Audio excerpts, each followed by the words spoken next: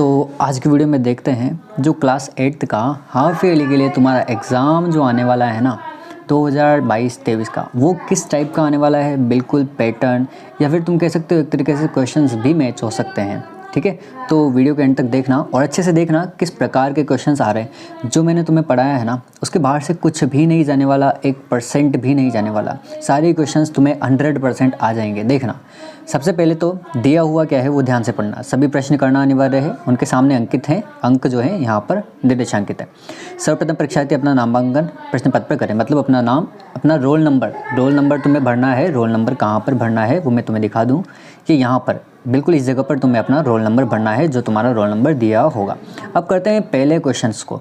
अब सारी क्वेश्चंस देखना कितने आसान है, बहुत ज़्यादा आसान पेपर होने वाला है। इसका गुणात्मक प्रतिलोम मैंने तुम्हें बता रखा है, उल्टा होता है। तो इसका उल्टा क्या हो जाएगा, -19/12 हो जाएगा। -19/12 ये, ठीक है। ये माइनस ऊपर लगे या माइनस नीचे लगे या बीच में लगे, एक ही मान होता है। तो तुम्हें कंफ्यूज करने के लिए केवल माइनस को नीचे लिख दिया, तो इसका मतलब ये नहीं है कि ये नहीं होगा आंसर। तुम्हें उल्टा ही करना है, 19/12 होगा, सीधी सी बात है। 19/12 इसी में आ रहा है और चिन्ह वही रहता है, माइनस है, तो ये माइनस की ही भिन्न है।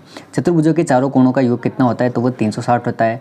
196 किसका वर्ग होता है, तो वो 14 का होता है। प्रत्येक कोण समकोण होगा। इस क्वेश्चन में थोड़ा सा कन्फ्यूजन है, क्योंकि प्रत्येक कोण समकोण होगा वो वर्ग का भी होता है, आयत का भी होता है। ठीक है, अब प्रत्येक कोण समकोण में 2 ऑप्शंस आ रहे हैं, तो हो सकता है इस क्वेश्चन में कुछ ना कुछ ऑब्जेक्शन हो जाए। तो इस क्वेश्चन को आगे देखते हैं। निम्नलिखित के योज्य प्रतिलोम लिखने हैं। योज्य प्रतिलोम होता है प्लस का माइनस और माइनस का प्लस। तो तुम जब इसका योज्य प्रतिलोम लिखोगे तो ये तुम्हारा हो जाएगा 7/19, मतलब माइनस का हो जाएगा प्लस, और ये प्लस का है नंबर, तो ये हो जाएगा माइनस का 21/112। ये हो जाएगा इसका योज्य प्रतिलोम।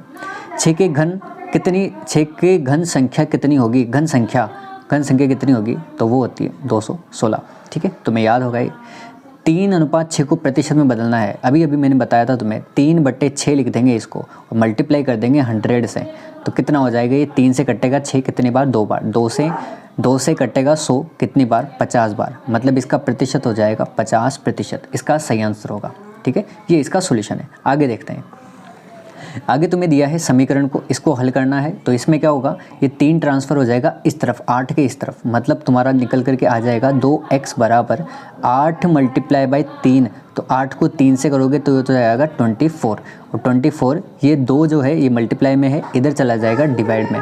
मतलब 8 × 24 तो इधर हो गया, और ये जो 2 मल्टीप्लाई में था ये आ जाएगा डिवाइड में, और 2 से 24 कटेंगे कितनी बार, 12 बार। मतलब यहाँ से x का मान निकल कर आने वाला है तुम्हारा 12। बहुत ही आसान क्वेश्चन है। जिस प्रकार मैंने तुम्हें पढ़ाया है ना, बताया है ना सब कुछ, तो तुम 100 में से 100 आराम से लेकर के आ सकते हो। 100% अपनी बना सकते हो रिजल्ट। एक समांतर चतुर्भुज PQRS की भुजा PQ तुम्हें दी है 7 सेंटीमीटर। नाम दिया है समांतर चतुर्भुज। ध्यान रखना, मैंने बताया था कि समांतर चतुर्भुज दिया हो या कुछ भी दिया हो, उसकी विशेषताएं, उसके गुण सारे तुम्हें याद करने हैं। तो समांतर चतुर्भुज की भुजाएं दी है ना, तो भुजाओं से रिलेटेड इसका गुण था कि इसकी जो भुजाएं होती है वो बराबर होती है सम्मुख वाली। मतलब अगर इधर वाली 7 है ना, तो इसके सामने वाली ये वाली भुजा भी कितनी होगी, तुम्हारी 7 ही होने वाली है। और इधर वाली जो ये 5 है, तो इधर वाली भी कितनी होने वाली है, 5 ही होने वाली है। तो परिमाप ज्ञात कीजिए। तो हमें पता है कि परिमाप क्या होता है, सभी भुजाओं का योग होता है।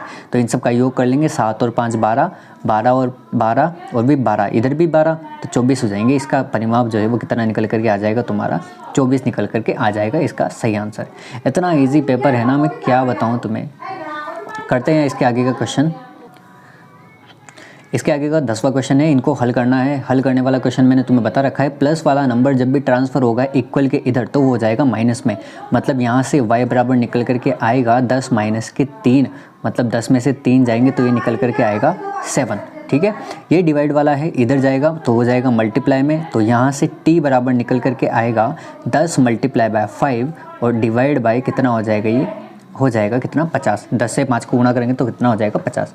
इन सबको घटाना था, तो घटाने के लिए मैंने कह रखा है इस में से के स्थान पर तुम क्या लगा दोगे, एक माइनस का चिन्ह लगा दोगे बस, बिल्कुल same to same.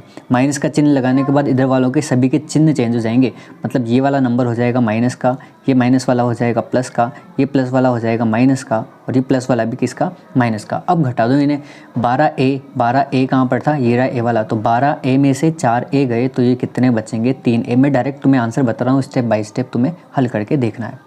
-9ab, minus के 9ab और प्लस का 7ab, माइनस के 9 और प्लस का 7 कितना होगा, ये होगा माइनस का 2ab, ठीक है। इसके बाद 5b माइनस के 3b, ये हो जाएगा प्लस के 2b, फिर -3 और माइनस के 12, मतलब ये हो जाएंगे माइनस के 15। ये तो तुम्हारा आंसर आने वाला है। इनके गुणांक बताने हैं, x और y के गुणांक। तो x और y के पूछा है ना, जिसका पूछा है ना उसी का गुणांक तुम्हें बताना है। तो x का गुणांक पूछा है, तो x के गुणा में क्या है यहाँ पर 3, तो x का गुणांक हो जाएगा क्या, 3 हो जाएगा। y का गुणांक पूछा है, तो y का गुणा में क्या है, माइनस का 16 है, तो y का गुणांक माइनस का 16 हो जाएगा। इस प्रकार तुम्हारा ये सारे आंसर आ जाएंगे आसानी से। 4 का वर्ग तथा घन बताइए, 4 का वर्ग भी बताना है मतलब तुम्हें, और 4 का घन भी बताना है तुम्हें। तो 4 का वर्ग हमें पता है ना, 4 का वर्ग होता है 16 और 4 का जो घन होता है वो होता है 64। अब इस क्वेश्चन में तुम्हें x, y, z का मान ज्ञात करना है। x, y, z का मान देखना बहुत ही आसानी से ज्ञात हो जाएगा। यहाँ से हमें दिया है समांतर चतुर्भुज, और समांतर चतुर्भुज की सम्मुख भुजाएं जो होती है ये दोनों आपस में समांतर होती है। समांतर भुजाओं के बीच में जो अंतःकोण बनते हैं ना, इस प्रकार इन दोनों अंतःकोणों का योग होता है तुम्हारा 180। 180 में से एक कोण अगर 50 है तो दूसरा कोण तुम्हारा सीधा सीधा बच जाएगा कितना, 130। 180 में से घटा देना 50 को तो निकल जाएगा 130। समांतर चतुर्भुज के सम्मुख कोण बराबर होते हैं, तो ये 50 है तो इसके सामने वाला ये कोण भी तुम्हारा निकलेगा आसानी से 50 डिग्री। ये वाला 130 है तो ये वाला सामने वाला कोण भी कितना निकलेगा, 130 निकलेगा। y का मान भी अब निकालना है z वाला मान। तो z वाला मान जो है यहाँ से एकांतर कोण बन जाएंगे इस प्रकार ये z वाली आकृति तुम्हें दिख रही है ना, तो ये अगर y का मान 130 है ना, तो तुम्हारा ये z वाले का मान भी कितना आएगा, 130 डिग्री आएगा। तो मतलब x का मान तो तुम्हारा आ जाएगा 130, y का मान भी आ जाएगा 130, z का मान भी आ जाएगा 130, सारे ही मान कितने आ जाएंगे, 130 आ जाएंगे। अगला जो क्वेश्चन है वो तुम्हें करना है कंप्लीट। आगे के क्वेश्चंस बड़े हैं तो इनको क्वेश्चंस को करना। रक्षा की आयु गीतांजलि की आयु की 2 गुनी है। रक्षा की जो आयु है ना वो गीतांजलि की आयु की 2 गुनी है, 2 गुनी है गीतांजलि की आयु की। 5 वर्ष पहले उनकी आयु गीतांजलि की आयु की 3 गुनी थी। 5 वर्ष पहले, तो 5 वर्ष पहले की निकाल लो तो इधर r-5 हो जाएगा और इधर 2g-5 हो जाएगा। इसकी आयु की गीतांजलि की आयु की दोनों की आयु ज्ञात करनी थी, तुम्हें इसे निकालना था। इसके बाद इन दोनों के मध्य की परिमेय संख्या ज्ञात करनी है, जो ज्ञात कर लेना। PQRS चतुर्भुज की रचना करनी है, जो करनी है तुम्हें।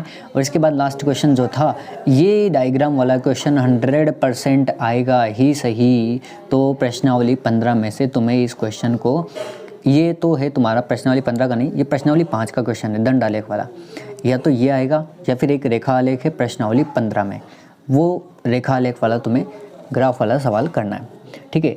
यहाँ तो कंप्लीट होता है तुम्हारा ये सैम्पल पेपर। बहुत ही शानदार पेपर आया है, ये कहीं और जगह का पेपर है लेकिन तुम्हारे यहाँ पर भी, अपने यहाँ पर भी इस प्रकार का पेपर आ सकता है। तो इन क्वेश्चंस को कंप्लीट करके ही रख लेना। मेरा भरोसा है कि इससे बाहर कुछ नहीं आने वाला, और जो मैंने तुम्हें पढ़ाया है ना उससे बाहर भी शायद कुछ नहीं आने वाला है। तो अगर तुमने वो सब भी किया है तो ये तुम्हारे लिए बहुत बहुत ज़्यादा आसान पेपर है, ठीक है। मिलते हैं अगले वीडियो में और करते हैं अगले सॉल्यूशंस को। और इस वीडियो को अपने फ्रेंड्स को अधिक से अधिक शेयर ज़रूर कर देना, ताकि उनकी भी हेल्प हो सके, उन्हें भी पता लग सके ना कि किस प्रकार का पेपर आ रहा है, ठीक है।